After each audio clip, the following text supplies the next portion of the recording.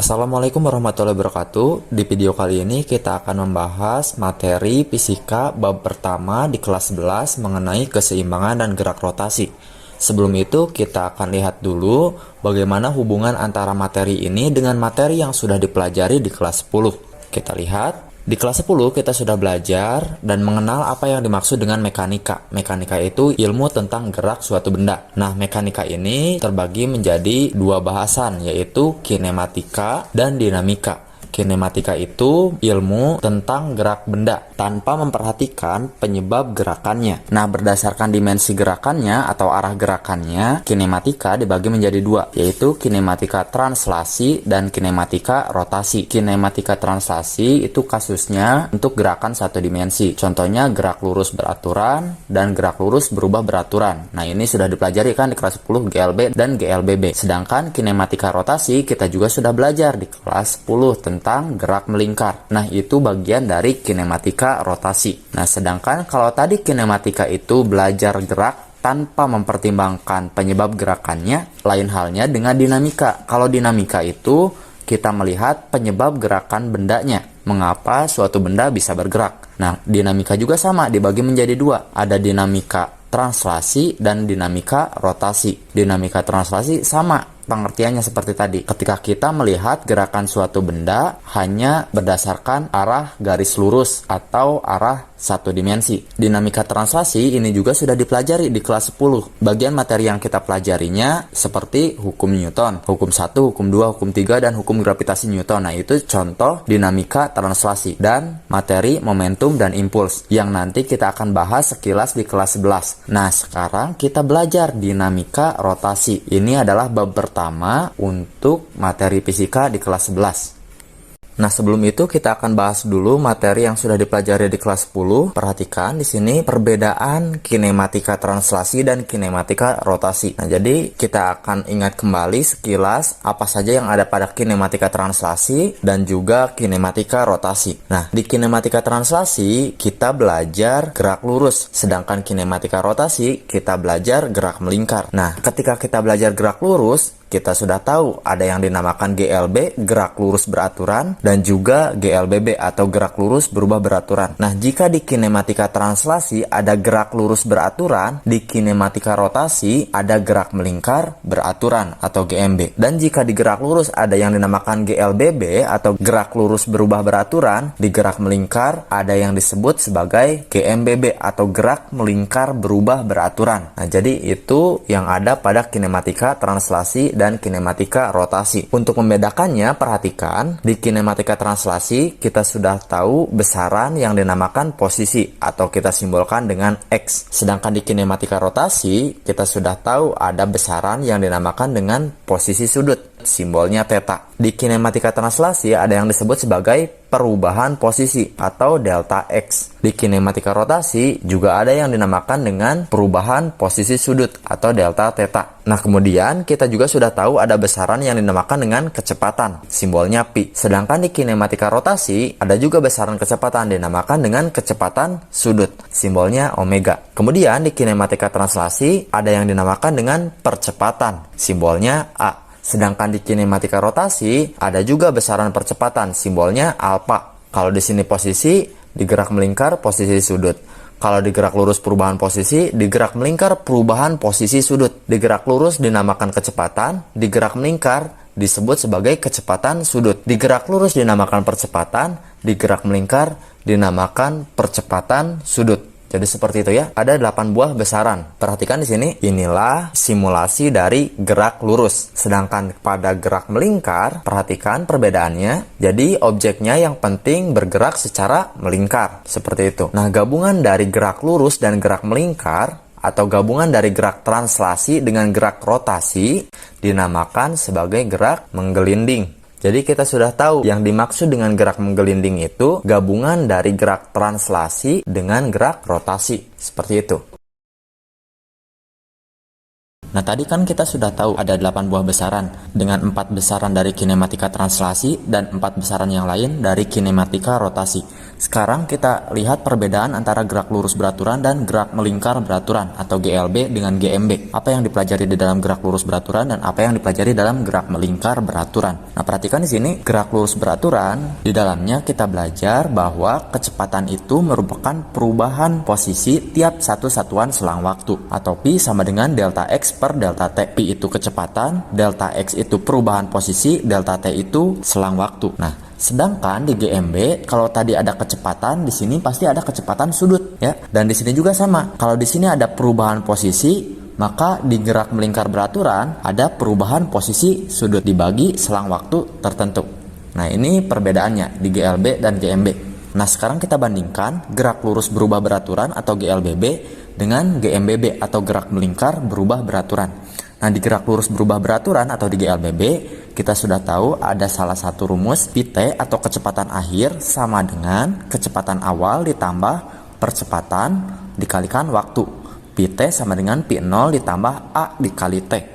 Nah, bagaimana caranya kita tahu di GMBB seperti apa atau di gerak melingkar berubah beraturan seperti apa? Nah, sekarang perhatikan saja. Kalau di sini kecepatan akhir, maka di gerak melingkar berubah beraturan, maka ada kecepatan sudut akhir atau omega T sama dengan, nah kalau di sini kecepatan awal atau P0, maka di sini omega 0 ditambah alfa yang tadinya A, kalau di gerak melingkar kita ubah menjadi percepatan sudut atau simbolnya alfa dikalikan T. Nah, kemudian di GLBB kita juga sudah belajar salah satu persamaannya Pt kuadrat sama dengan P0 kuadrat ditambah 2 dikali A dikali X. Pt itu kecepatan akhir, P0 itu kecepatan awal, A itu percepatan, dan X itu posisi, bisa saja perubahan posisi ataupun jarak. Sedangkan di GMBB, kalau di sini Pt kuadrat, berarti kalau di GMBB omega T kuadrat.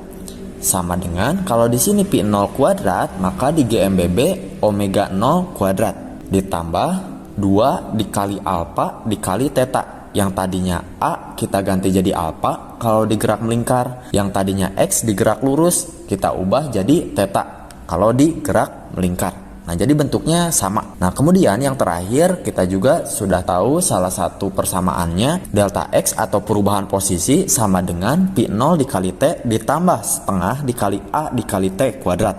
Delta X itu perubahan posisi, P0 itu kecepatan awal, T itu waktu, dan A itu percepatan. Sedangkan di GMBB yang tadinya delta X kita ubah jadi delta theta, ya. Nah, jadi delta theta sama dengan yang tadinya P0 kita ubah jadi omega 0 dikali T ditambah setengah yang tadinya A kita ganti jadi alfa. Nah, dikali T kuadrat. Nah, jadi ini perbandingan antara gerak lurus dengan gerak melingkar. Jadi apa yang ada di gerak melingkar sebetulnya bentuknya sama dengan yang ada di gerak lurus, hanya diubah simbolnya saja. Nah, kemudian kita juga sudah belajar hubungan antara besaran linear dengan besaran anguler. Salah satunya Pi sama dengan omega dikali R. Pi itu adalah kecepatan linear, omega itu kecepatan anguler, dan R itu jari-jari lingkarannya. Nah, kemudian kita juga sudah belajar di kelas 10 apa yang dimaksud dengan percepatan tangensial dan percepatan sentripetal. Nah, ini simulasinya. Kalau kecepatan tangensial itu berada pada pinggiran lingkaran, sedangkan percepatan sentripetal arahnya menuju ke pusat lingkaran. Nah, itu bedanya. Kalau percepatan tangensial itu arah panahnya bersinggungan dengan pinggiran lingkaran, sedangkan kalau percepatan sentripetal arahnya menuju ke pusat lingkaran. Nah, ini juga kenapa tadi di awal disebutkan bahwa gerak melingkar itu atau gerak rotasi disebut sebagai gerak dua dimensi, karena gerak rotasi ini atau gerak melingkar ini dibentuk oleh dua buah sumbu, yaitu sumbu vertikal dan sumbu horizontal. Jadi ini alasan mengapa gerak melingkar atau kinematika rotasi itu disebut sebagai gerak dua dimensi. Nah, kemudian yang terakhir kita sudah belajar apa yang dimaksud dengan kecepatan sudut rata-rata dengan percepatan sudut rata-rata. Nah, perhatikan di sini kecepatan sudut rata-rata simbolnya omega, kita kasih garis di bagian atasnya sebagai simbol rata-rata. Nah, kecepatan sudut rata-rata adalah perubahan posisi sudut yang dialami tiap selang waktu tertentu.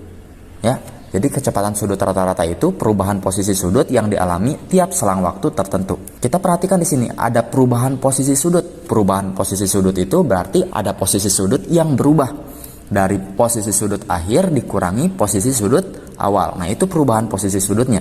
Sedangkan selang waktunya, waktu akhir dikurangi waktu awal.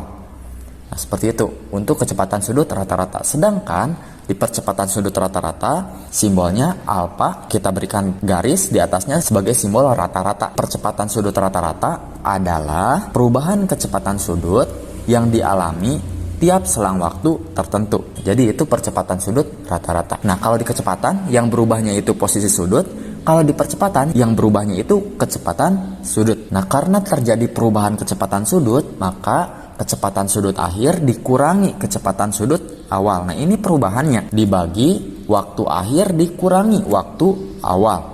Nah, ini untuk percepatan sudut rata-rata. Kemudian, kalau di sini ada kecepatan sudut rata-rata, maka ada yang namanya kecepatan sudut sesaat. Kecepatan sudut sesaat simbolnya omega. Nah, ini perbedaannya ya.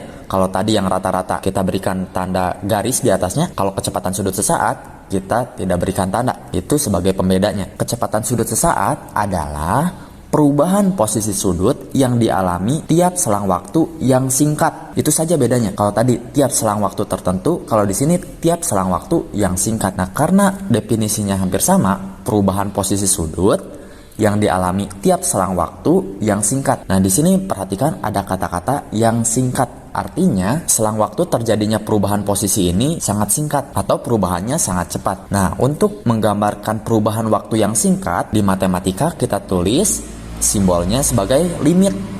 Limit delta T mendekati 0. Ini artinya proses perubahan posisi sudut terjadi dalam waktu yang singkat atau selang waktunya mendekati 0 ya. Itu makna dari limit delta T mendekati 0. Proses terjadinya perubahan posisi sudut selama selang waktu yang singkat atau delta T-nya mendekati 0. Perhatikan di sini ada bagian simbol limit delta T mendekati 0. Nah, sebetulnya simbol ini bisa saja kita tidak perlu tulis dengan syarat simbol delta yang ini yang bentuk segitiga kita ubah simbolnya menjadi simbol D. Jadi D ini singkatan dari diferensial. Yang tadinya delta theta per delta T kita ubah menjadi d theta per dt.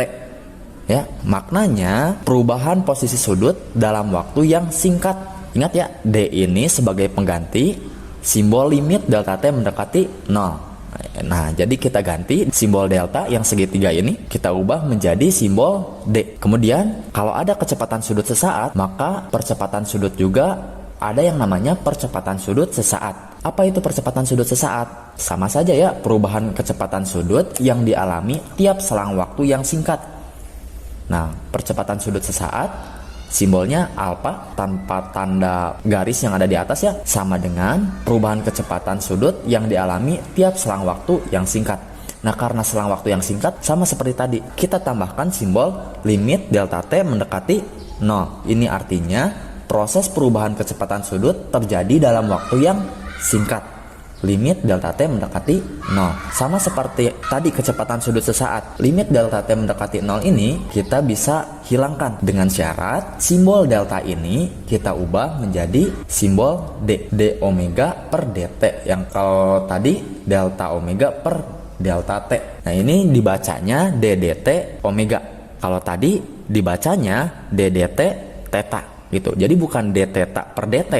Nah, ingat ya, maknanya D omega per dt ini maknanya perubahan kecepatan sudut ini dialami selama selang waktu yang singkat. Jadi itu makna dari D atau simbol diferensial. Nah, ini simbol diferensial ini akan dipelajari lebih lanjut di matematika. Nah, satu lagi cara bacanya bukan D omega per dt ya. Jadi D dt omega. Ini pun sama. Cara bacanya D dt theta, bukan d theta per dt. Jadi cara bacanya d dt theta. Dan nanti akan dibahas simbol ini lebih lanjut di pelajaran matematika. Nah, itu saja untuk video kali ini. Kita lanjutkan lagi di video selanjutnya. Terima kasih. Wassalamualaikum warahmatullahi wabarakatuh.